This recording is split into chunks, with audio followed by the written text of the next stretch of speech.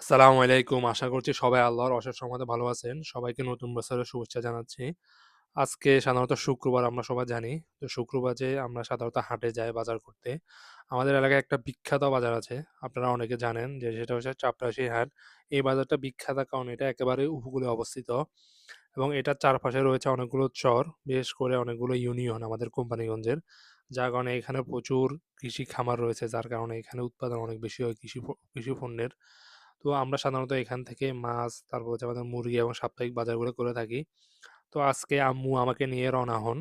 যেহেতু উনি একা যেতে পারবেন না। তো আমরা এখান থেকে কিছু মুরগি এবং কিছু হাঁস কিনি।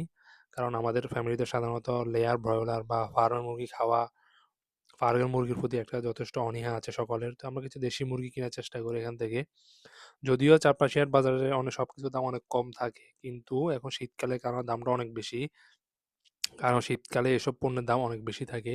কারণ এখন স্কুল, কলেজ, মাদ্রাসা সবই বন্ধ।